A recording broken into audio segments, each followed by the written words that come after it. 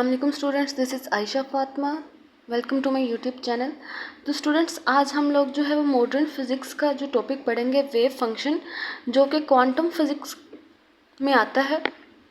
यानी कि wave function जो टॉपिक है वो मॉडर्न फिज़िक्स की ब्रांच क्वांटम फिज़िक्स में आता है और बीएस फिज़िक्स थर्ड सेमेस्टर का ये टॉपिक है।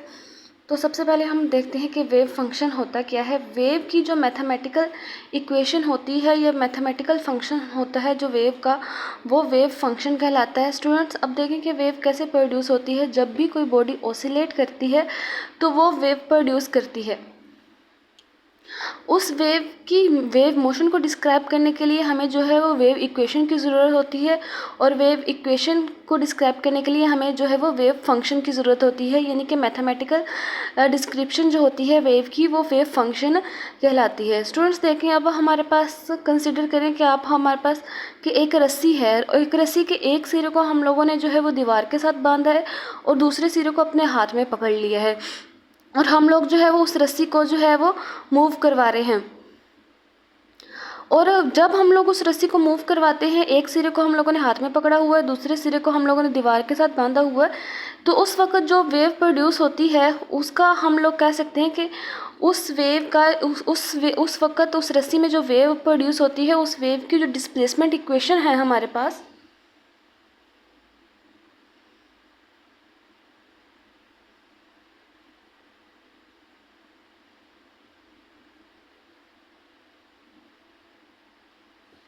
वो उस वेव की जो डिस्प्लेसमेंट इक्वेशन है वो हमारे पास y is equal to y0 sine omega T plus 5 के इक्वल है। एक रस्सी हम लोगों ने ली, उसका एक सिरा हम लोगों ने दीवार के साथ बांध दिया, दूसरे सिरे को हम लोगों ने अपने हाथ में पकड़ लिया और फिर उस रस्सी को जब ऑसिलेट करवाया तो उसमें जो है वेव प्रोड्यूस होगी और उस वेव की जो डिस्प्लेसमेंट इक्वेशन है वो हमारे पास उस रस्सी में जो वेव प्रोड्यूस हुई है उसकी जो डिस्प्लेसमेंट इक्वेशन है वो हमारे पास y is equal to y0 sine omega T plus 5 है।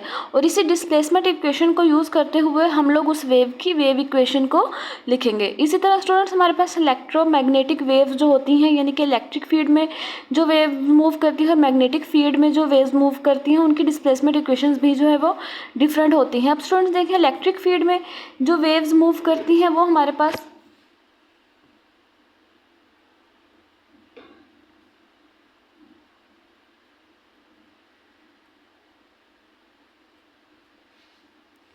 इलेक्ट्रिक फील्ड में जो वेव्स मूव करती हैं उनकी जो डिस्प्लेसमेंट इक्वेशन है वो E is equal to E0 sine omega T plus 5 होती है। ठीक है, ये हमारे पास इलेक्ट्रिक फील्ड में मूव करने वाली वेव की डिस्प्लेसमेंट इक्वेशन है और जिसको हम लोग यूज़ करके उस वेव की जो है वो वेव इक्वेशन लिख सकते हैं जो कि इलेक्ट्रिक फील्ड में मूव करती है। इसी तरह हमारे पास जो मैग्नेटिक फील्ड में जो वेव मूव करती है उसकी जो डिस्प्लेसमेंट इक्वेशन है हमारे पास, उसको हम लोग लिखेंगे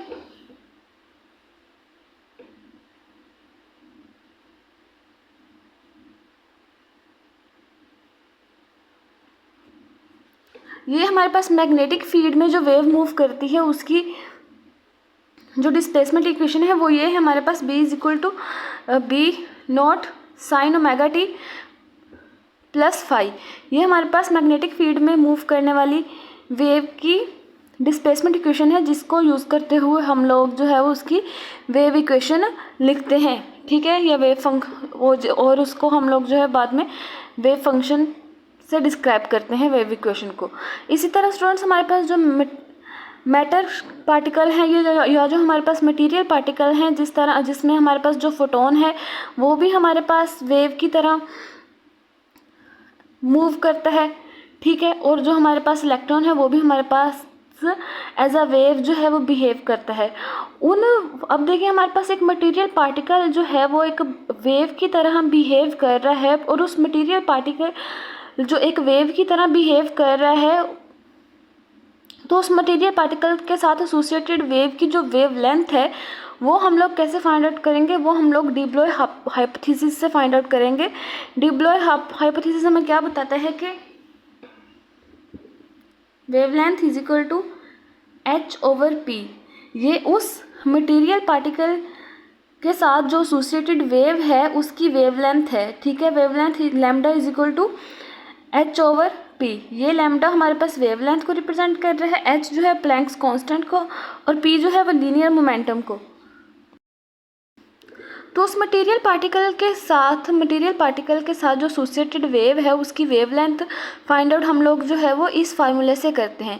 इसी तरह स्टूडेंट्स अब देखें कि जो मटेरियल पार्टिकल्स जो हैं वेव प्रोड्यूस करना या वेव जो है वो एसोसिएट होना या वेव की तरह बिहेव करना दो अलग अलग चीज़ें हैं। वेव प्रोड्यूस करना या वेव की तरह बिहेव करना वो अलग अलग चीज़ें हैं। देखिए स्टूडेंट, जब पानी के ऊपर जो वेव्स बनती हैं तब वो एक सेंट्रल पॉइंट के राउंड जो है वेव बन रही होती हैं, और जब हमारे पास जो एयर वेव्स बनती हैं तो हमारे पास जो एयर के पार्टिकल्स होते हैं वो ओसिलेट कर रहे होते हैं। ठीक है स्टूडेंट्स, इसी तरह हमारे पास लाइट वेव में जो है लाइट के पार्टिकल्स जो है वो ओसिलेट कर रहे होते हैं, लेकिन वो सारे जो है वो वेव्स प्रोड्यूस कर रहे होते हैं।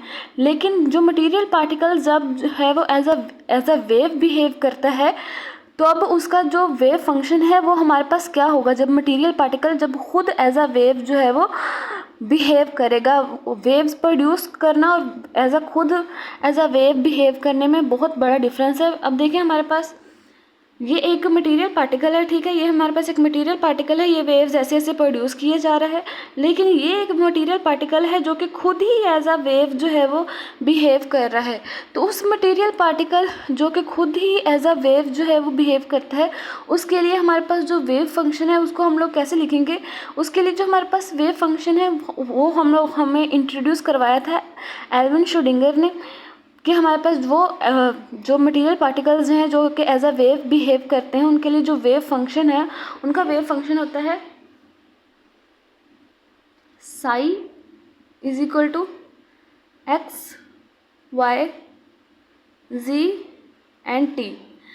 ठीक है, यानी कि जब एक मटेरियल पार्टिकल जो है कि एज अ वेव बिहेव करता है उसका वेव फंक्शन हम लोग लिखते हैं कि wave function is equal to X Y Z and T. ये एक्स वाई इस यानी कि उसके 4 कंपोनेंट्स होते हैं, एक्स वाई एंड जी जो है वो उसके स्पेस का कोऑर्डिनेट्स हैं, और जो टी है उसका टाइम कोऑर्डिनेट्स है। ठीक है स्टूडेंट्स, यानी कि हमारे पास जो मटेरियल पार्टिकल जो कि मैटर पार्टिकल होता है, जब वो खुद एज अ वेव बिहेव करता है तो उसका जो वेव फंक्शन है जो कि एल्विन श्रोडिंगर ने इंट्रोड्यूस करवाया है हमारे पास, वो psi is equal to X Y Z T के इक्वल होता है। यानी कि उसका जो वेव फंक्शन है उसके 4 कोऑर्डिनेट्स होते हैं, एक्स वाई एंड जी उसके स्पेस कोऑर्डिनेट्स होते हैं, एंड टाइम जो है उसका टाइम कोऑर्डिनेट उसका टी होता है। नेक्स्ट स्टूडेंट्स, हम लोगों ने ये भी पढ़ा है कि जब कोई वेव जो है मूव कर रही होती है तब उसके अंदर कोई चीज़ ओसिलेट कर रही होती है या उसके पार्टिकल्स जो है वो ओसिलेट कर रहे होते हैं। मैटर का पार्टिकल जो है वो एज अ वेव बिहेव करता है तो उसके अंदर जो मैटर होता है, मैटर के पार्टिकल्स होते हैं वो ओसिलेट कर रहे होते हैं और वो उसको एक मैटर वेव बना देते हैं। ठीक है, तो हम लोग कह सकते हैं कि हमारे पास जो मैटर वेव्स होती हैं उनके अंदर जो है वो कुछ ना कुछ ओसिलेट कर रहा होता है। तो हम लोग यहाँ पर लिख सकते हैं something is waving inside a matter wave.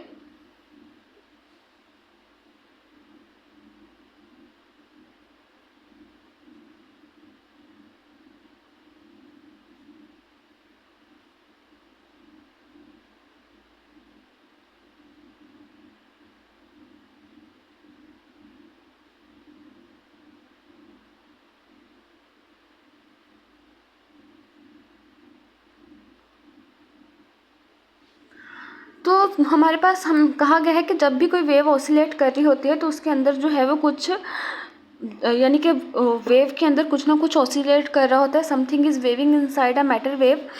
तो हमारे पास जो पार्टिकल्स होते हैं, वेव के अंदर जो पार्टिकल्स होते हैं वो हमारे पास ऑसिलेट करके उस वेव को, जो छोटे छोटे मैटर पार्टिकल्स होते हैं वेव के अंदर, वो ऑसिलेट करके उस वेव को यानी कि वेविंग करके वेव के अंदर उस वेव को मैटर वेव बना देते हैं। ठीक है स्टूडेंट्स, तो हम अब देखेंगे something is waving inside a matter wave. क्या चीज़ जो है वो वेविंग कर रही होती है मैटर वेव के अंदर, वो तो हमें पता है कि जो मैटर पार्टिकल्स होते हैं वो वेविंग कर रहे होते हैं वेव के अंदर, फिर उसको वो एक मैटर वेव बना देते हैं। तो something is waving inside a matter wave, इसका क्या मतलब है। तो हमें बताया था मैक्स बोर्न ने।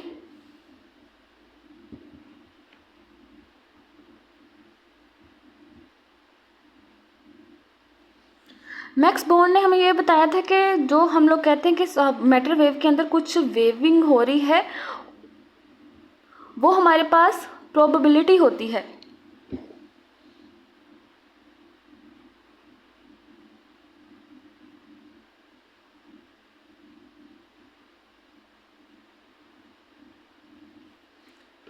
यानी कि मैटर वेव के अंदर जो चीज़ वेविंग कर रही होती है वो हमारे पास दरअसल प्रोबेबिलिटी होती है। प्रोबेबिलिटी का क्या मतलब होता है, हमारे पास किसी भी स्पेसिफिक प्लेस में किसी चीज़ को फाइंड आउट करने की प्रोबेबिलिटी जो है वो हमारे पास प्रोबेबिलिटी कहलाती है। यानी कि स्टूडेंट्स देखें,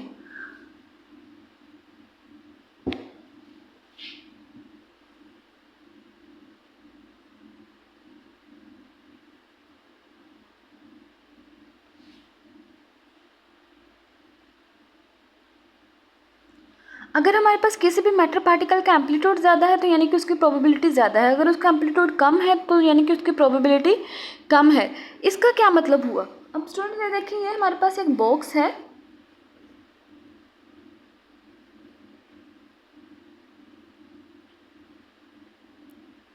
और इस बॉक्स के इस कॉर्नर पे एक हमारे पास पार्टिकल पड़ा है जिसका मास m है, वॉल्यूम हमारे पास उसका v है।